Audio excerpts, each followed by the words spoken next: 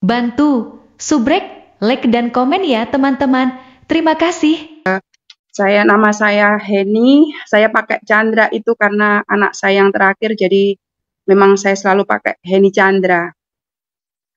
Di sini saya akan memberikan kesaksian hidup saya sepanjang perjalanan saya mengiring Tuhan. Flashback ke belakang sedikit, saya ikut Tuhan dan betul-betul mengenal Tuhan yang hidup, yang pelihara saya, itu tahun 2019 akhir mau masuk tahun 2020.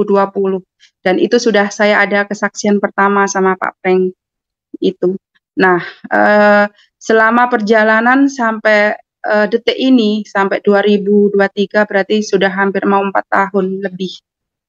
Saya mengiring Tuhan. Background saya dulu, saya seorang Muslim. Bahkan saya tidak tahu apa-apa itu. Tetapi saya percaya dan yakin Tuhan mempunyai acara di dalam kehidupan saya, meskipun belakang saya mungkin tidak sebagaimana sukacitanya saya, mungkin waktu itu saya mungkin ada keterbatasan saya di dalam kehidupan saya hancur, tetapi puji Tuhan di dalam kehancuran itu ternyata ada suatu hadiah yang terindah buat hidup saya. Kalau saya sampai sekarang itu mungkin hadiah yang Tuhan benar-benar luar biasa buat hidup saya, yaitu keselamatan yang kekal itu. Saya juga tidak mudah menjadi seorang anak Tuhan. Menjalani kehidupan sehari-hari pun saya tidak mudah. Jadi ada badai, ada topan yang terus hadir di dalam kehidupan saya, tetapi saya percaya penyertaan Tuhan sempurna di dalam kehidupan saya ketika saya benar-benar masuk dan berjalan seturut dengan Tuhan. Nah, di sini saya akan menceritakan juga bagaimana saya sudah masuk mungkin tahun keempat di dalam Tuhan Yesus ini. Luar biasa mujizat Tuhan yang terjadi dari mulai awal saya masuk sampai sekarang Tuhan terus nyatakan.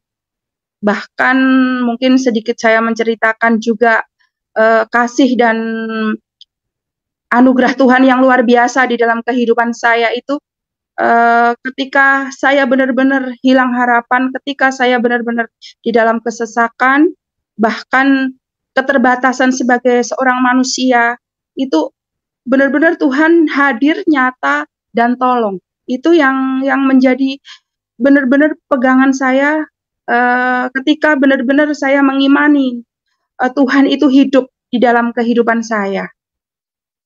Saya masih ingat waktu pertama Pak Franky itu kasih ayat firman di dalam 1 Korintus 2 ayat 9. Saya bacakan ayat firman itu, apa yang tidak pernah dilihat oleh mata dan tidak pernah didengar oleh telinga dan yang tidak pernah timbul di dalam hati manusia, semua disediakan Allah untuk mereka yang mengasihi Dia. Nah, di situ benar-benar saya pegang sampai sekarang, bahkan itu terus menjadi kekuatan buat saya. Ketika saya benar-benar tidak mengerti apa yang Tuhan maksud di dalam kehidupan saya, di dalam keseharian saya, baik di dalam pekerjaan saya, baik sebagai seorang ibu yang mengurus anak. Saya terkadang sampai kebingungan apa yang akan Tuhan perbuat ini. Ketika saya merencanakan, malah terkadang rencana saya tidak terjadi. Tetapi ketika saya tidak merencanakan apa-apa, ternyata Tuhan luar biasa memberikan sesuatu yang terindah, yang sangat sukacita di dalam kehidupan saya. Dan itu perjalanan saya yang kemarin ketika saya mau dari Manado mau ke KL, mau ke Malaysia. Itu benar-benar perjalanan yang kalau saya boleh, ini kayak sampai sekarang saya tidak percaya itu. Saya berangkat itu tanggal 19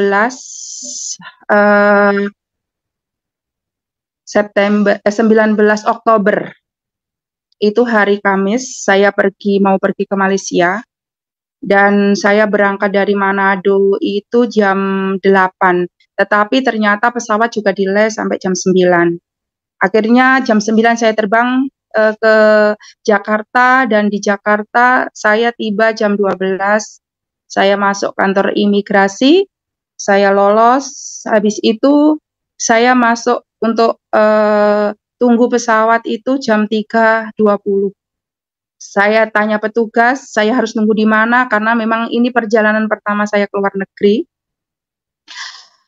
Petugas bilang, "Ibu duduk di gate 4, stay di situ, standby," katanya. Oh iya, saya bilang, saya duduk di situ sambil saya ada telepon masuk dari teman-teman, saya sambil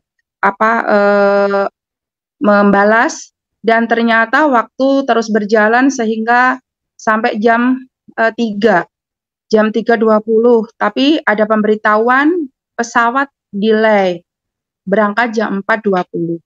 Saya masih stay di situ karena waktu itu saya bilang sama petugas, saya tanya, pesawat yang ke Malaysia tetap berangkat jam berapa, bilang kayak gitu. Oh, delay Ibu, jadi mungkin jam 4.20, Ibu tetap stay di situ. Iya, saya tetap stay di situ. Sampai akhirnya jam 5.20. Saya bingung kok nggak ada pemberitahuan, kok nggak ada ini ya. Saya tanya sama petugas, malah petugas bilang, saya tidak tahu Ibu. Bilang, aduh, saya sudah kebingungan, akhirnya saya lari ke depan. Saya lari ke depan ke petugas, dan ternyata saya ketemu dengan petugas yang dari Batik Air. Nah, di situ saya tanya, saya kasih nomor tiket saya kapan berangkat, dan ternyata pesawat di situ sudah berangkat. Lepas sudah jam 4.20 tadi.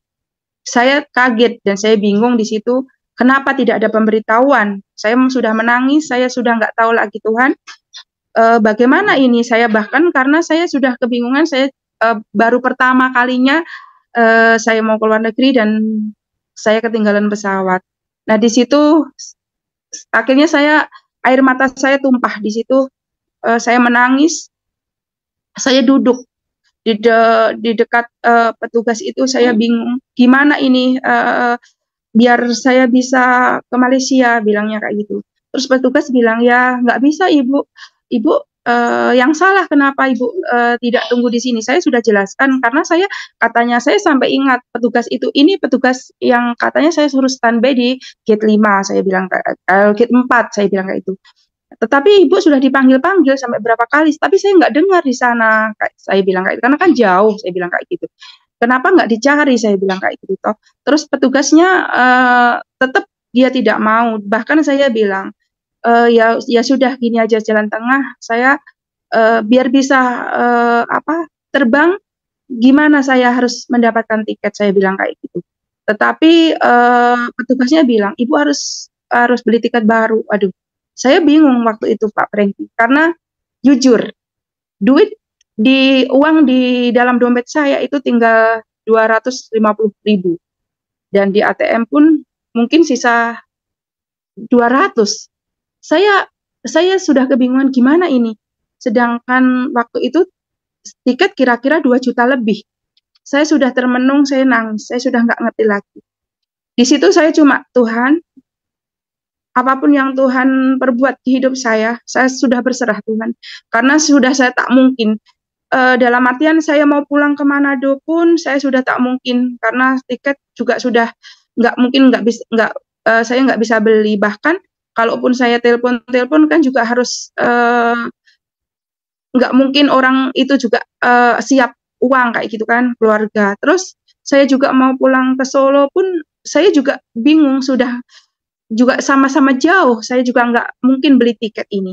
Sedangkan saya mau melanjutkan perjalanan ke Malaysia, itu juga nggak mungkin karena uang kurang. Di situ saya teringat, ketika Musa mengeluarkan umatnya dari Mesir, dan diberhadapkan dengan laut.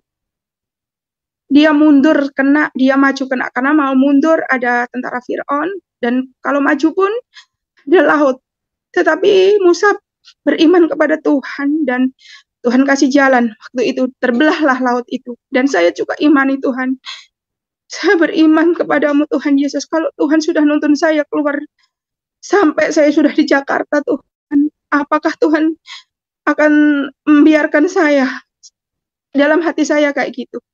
Dan puji Tuhan tidak lama itu Pak Franky, saya tiba-tiba dihampirin 2 orang, dan saya sangat juga tidak tahu siapa orang itu. Saya cuma taunya orang Cina, karena kalau bahasa sama temannya itu pakai bahasa Cina. Saya juga nggak tahu, saya bahkan nggak sempat juga tanya nama beliau juga, karena beliau itu katanya mau ke Guangzhou waktu itu.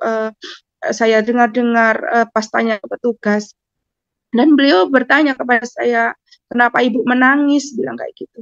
Saya ketinggalan pesawat Bapak, ibu mau kemana, kayak gitu kan. Saya mau ke Malaysia, saya bilang kayak gitu. Waduh, kenapa bisa ketinggalan ibu, bilang gitu. Saya bilangnya kayak gitu tadi, karena saya harus standby di gate 4 dan ternyata tidak ada pemberitahuan, dan ternyata pesawat sudah berangkat melalui pintu gate 5, saya bilang kayak gitu. Akhirnya Bapak itu marah-marah sama petugas, dan saya pun juga belum tahu kalau Pak itu mau apa membantu saya juga nggak ngerti. Saya cuma duduk termengun, dan air mata saya itu sudah nggak ada menetes lagi, karena saking badan saya tiba-tiba panas, dingin, dan air mata saya sudah nggak bisa keluar lagi karena mata saya sudah panas waktu itu. Saya cuma imani Tuhan, saya cuma perlu sekali lagi mujizat Tuhan ada di dalam hidup saya. Saya bilang kayak gitu sama Tuhan, saya sudah berserah Tuhan. Apapun yang Tuhan perbuat dalam hidup saya sudah menyerah kepada Tuhan saat ini. Itu saya cuma flashback, oh mungkin ini kesalahan saya yang masih saya perbuat ya Tuhan. Mungkin masih banyak salah dan dosa saya cuma berbicara dalam hati, saya minta ampun Tuhan. Saya minta ampun Tuhan, saya kayak gitu aja Pak Franky. Dan ternyata orang itu balik, nggak tahu dia kemana. Ternyata saya tengok ke belakang, dia bicara bincang-bincang sama istrinya, karena yang satu tuh bawa istri. Dan akhirnya Bapak itu kembali lagi ke saya, berdua itu, dan tiba-tiba saya dikasih uang itu dilipat kayak gitu. Kata Bapak itu bilang, udah Ibu, Ibu jangan menangis lagi, Ibu tetap lanjutkan perjalanan Ibu ke Malaysia, bilangnya kayak gitu. Dan saya pun di situ masih bingung, dan saya tidak bisa berkata apa-apa, bahkan saya mau jalan pun sudah nggak bisa, saya tetap berdiri di depan petugas itu.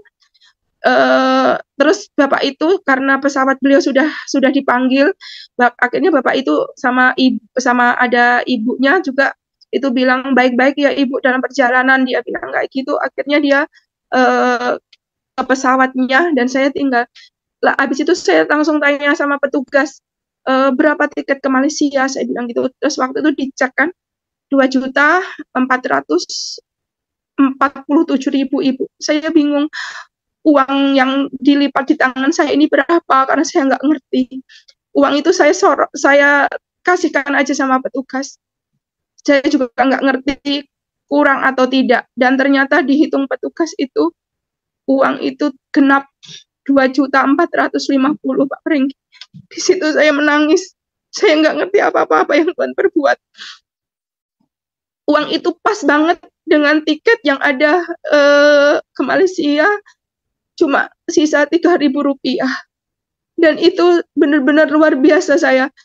Bahkan sebelum saya dikasih tiket itu pun saya sudah telepon sama papa, mama saya yang orang tua angkat saya yang ada di Malaysia. Saya ketinggalan pesawat, bahkan beliau pun juga bingung, karena kalaupun mau transfer harus melalui apa ya, yang ke Indonesia kayak gitu. Jadi juga bingung dia. Bahkan saya HP saya sempat juga drop di situ Pak, nggak bisa dibuat apa-apa. Bahkan saya menelpon ke orang tua angkat saya pun saya pakai HP petugas waktu itu. Jadi kayak benar-benar semuanya mati, dalam artian saya terbatas dengan komunikasi juga, saya sudah kehilangan tiket. Nah, Di situ benar-benar pertolongan Tuhan itu luar biasa. Kembali lagi saya mendapatkan mukjizat yang luar biasa. Malaikat Tuhan datang tiba-tiba dengan 3 orang itu menolong saya. Di situ saya cuma cuma berterima kasih Tuhan. Engkau sungguh baik Tuhan, Engkau luar biasa Tuhan. Ketika benar-benar saya sudah nggak tahu apa-apa Tuhan, ternyata Tuhan memberikan mukjizat yang luar biasa. Saya akhirnya terbang ke KL, bahkan di situ juga proses Tuhan belum berhenti Pak. Pesawat yang harusnya jam 7 terbang ternyata delay sampai jam 9.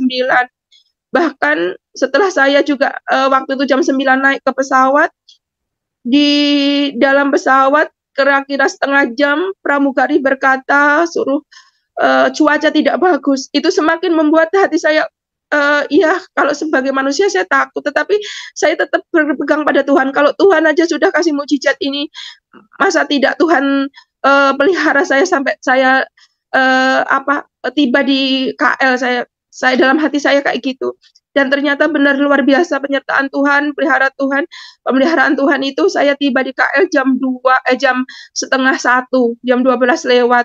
Di situ pun proses saya lewat imigrasi pun lolos semuanya, nggak ada ini itu pertanyaan-pertanyaan nggak ada. Dan akhirnya saya ketemu kedua orang tua rohani saya, Bapak sama Ibu Gembala juga. Akhirnya saya benar-benar merasa saya belum percaya benar kalau saya sudah tiba di Malaysia. Saya sempat berulang-ulang kali bertanya sama Bapak Gembala, benarkah saya sudah di Malaysia? Benarkah saya sudah di KL? Dan beliau, iya benar, kayak saya mimpi waktu itu. Nah, perjalanan itu belum sampai. Saya masih harus melanjutkan perjalanannya. Jadi saya menginap 1 malam di Kuala Lumpur, bahkan terus saya melanjutkan ke tempat papa sama mama rohani orang tua saya. Itu saya jam 9 enggak, jam setengah 1 saya lepas lagi mau naik pesawat lagi. Dan ternyata juga proses Tuhan di situ. Pesawat yang saya tumpangi juga masih ada kendala, kerusakan di mesin, Pak. Jadi saya masih tidak langsung tiba di tempat yang saya tuju, tetapi saya harus mendarat lagi di Kota Kinabalu. Dan di situ saya kaget, kok cepat banget, saya bilang kayak gitu. Ternyata orang-orang bilang belum sampai Ibu, karena ini kita mendarat. Di situ pun saya belum tahu kenapa pesawat ini mendarat, dan ternyata sudah kami keluar semuanya, baru kru dari pesawat bilang mohon maaf kita harus ganti pesawat karena pesawat ada kerusakan di bagian mesin. Di situ saya juga kaget Pak Franky. Kalau sebagai manusia saya shock berapa kali sudah, karena perjalanan yang benar-benar panjang dan selalu ada masalah kayak gitu. Saya terkadang flashback di hidup saya, apakah salah dan dosa saya sebegitu banyak Tuhan, saya kayak gitu, sehingga perjalanan saya terkendala-kendala terus saya gitu. Tetapi saya terus juga Tuhan terlalu baik. Kalau saya masih ada, Tuhan pelihara, itu semua karena kasih Tuhan. Mungkin proses Tuhan untuk terus saya berpegang dan berharap pada Tuhan Yesus. Saya kayak gitu. Nah, akhirnya kami Jumat tanggal 20 saya tiba di tempat mami papi saya di Labuan, di tempat beliau ada di pastori. Dan waktu itu saya juga benar-benar saya cuma berterima kasih Tuhan dengan penyertaan Tuhan, pemeliharaan Tuhan dari mulai Indonesia sampai Jakarta, KL, sampai tiba di Labuan. Itu benar-benar luar biasa proses Tuhan. Saya cuma ketika saya tidak berpegang Tuhan, apa jadinya saya kayak gitu aja. Saya cuma terus bertanya-tanya dalam hati saya, bagaimana saya kalau saya tidak ada dalam Tuhan Yesus? Bagaimana Tuhan? Saya kayak gitu aja. Nah, di situ saya terus kayak gitu Pak Branggi. Ketika saya benar-benar memang mengimani Tuhan itu hidup dan Tuhan itu ada di dalam diri saya. Bahkan kalau kita memang terus berharap pada Tuhan, Tuhan itu tidak akan melepaskan kita sebagai umat ciptaannya. Tuhan, meskipun Tuhan melihat manusia itu terbatas, bahkan manusia itu banyak salah dan dosa, tetapi Tuhan terus mengampuni, Tuhan terus membela, Tuhan juga terus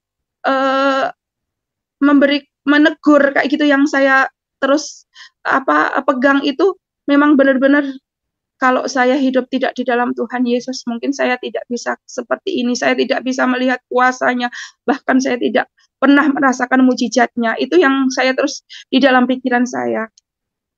Bahkan saya juga sedikit belajar di dalam Alkitab, di dalam pengajaran saya yang saya pegang sekarang. Meskipun jadi seorang Kristen itu tidak cukup percaya juga. Kalau kita tidak melakukan apa yang Tuhan kehendaki, bahkan di situ pun Tuhan tidak akan menyempurnakan kalau kita tidak hidup di dalam kekudusan Tuhan. Nah, di situ saya terus belajar setiap hari. Bahkan ini juga mungkin rencana Tuhan, saya juga tidak tahu. Makanya saya terus berpegang saya terus belajar di dalam firman Tuhan yang tadi yang saya sudah baca dalam 1 Korintus 2 ayat 9 itu, benar-benar apakah ini yang Tuhan maksud ya? Saya tidak ada sama sekali saya mau ke Malaysia itu dengan tiba-tiba aja. Saya mungkin 1 minggu saya telepon orang tua rohani saya itu, terus Tuhan kasih kayak gitu, kayak maksudnya kasih jawaban kayak gitu. Saya terus sampai di sini, bahkan saya hidup di dalam pastori seorang hamba Tuhan juga. Mungkin ini rencana Tuhan untuk terus mengajar saya, untuk terus mengerti apa yang mau Tuhan perbuat di dalam hidup saya. Itu yang benar-benar membuat saya, kalau saya teringat-ingat kepribadian saya belum bisa mengasihi Tuhan seperti Tuhan sudah mengasihi saya, seperti Tuhan sudah berkorban sampai titik darah Tuhan. Itu saya belum mampu Tuhan untuk mengasihi Tuhan. Terkadang saya masih sering lewat perkataan, lewat pikiran saya untuk masih ada selalu menduka citakan hati Tuhan. Tetapi disitulah ketika saya memang benar-benar mau berpegang pada Tuhan dan hidup seturut dengan Tuhan, itu luar biasa Pak Prengki yang saya rasakan. Bahkan saya juga saya suka belajar, dan saya firman-firman Tuhan yang saya senang itu biasa saya tulis. Ketika Tuhan juga berfirman di dalam Amsal 4 ayat 13 itu, saya senang waktu itu. Kenapa? Tuhan ingin umatnya itu terus berpegang di dalam pengajaran Tuhan yang murni, di dalam firman Tuhan yang abadi kayak gitu. Nah, di situ saya suka belajar, dan saya memang selalu bertanya, karena background saya memang bukan dari Kristen dari lahir, dan saya mungkin waktu itu umur 39 saya masuk di dalam rancangan Tuhan itu. Makanya saya suka belajar, saya suka mencari bertanya pada hamba-hamba Tuhan. Nah, ketika saya belajar dan saya menemukan pengajaran yang rasuli dari Tuhan, itu memang saya pegang. Dan seperti apa yang Tuhan firmankan di dalam Amsal 4 ayat 13, berpeganglah teguh-teguh akan pengajaran itu, janganlah lepaskan dia, melainkan taruh akan dia, karena ialah selamatmu adanya. Nah, itu benar-benar saya imanin, saya pegang. Ketika saya benar-benar berpegang di dalam pengajaran Tuhan yang murni, yang benar, Tuhan selalu menyertai, Tuhan tidak akan melepaskan saya. Itu yang benar-benar saya rasakan di dalam kehidupan saya, nyata, dan saya benar-benar mengalaminya ketika saya masuk dalam Tuhan Yesus. Dari awal 2020 itu saya sudah dinyatakan mujizat Tuhan, ketika bagaimana saya membayar anak saya lulus waktu itu dalam mau wisuda. Saya kekurangan dana juga, ternyata luar biasa Tuhan siapkan lewat perpanjangan tangan hamba Tuhan. Dan saya waktu itu juga nggak kenal hamba itu siapa, dan puji Tuhan sekarang saya sudah tahu juga. Saya selalu berterima kasih, Tuhan itu baik. selalu baik di dalam kehidupan saya. Nah, kesimpulan dari semua yang saya saksikan di dalam Tuhan Yesus ini, ketika manusia itu sudah hilang harapan, ketika manusia itu sudah dalam keterbatasan, bahkan di dalam kesulitan, kelemahan, kalau hati kita bawa untuk terus berharap sama Tuhan, Tuhan akan nyatakan pertolongannya tepat pada waktunya. Itu yang saya rasakan, Pak Franky. Itu mungkin kesaksian dari saya. Semoga menjadi berkat buat yang mendengar. Bantu, subrek, like dan komen ya teman-teman. Terima kasih.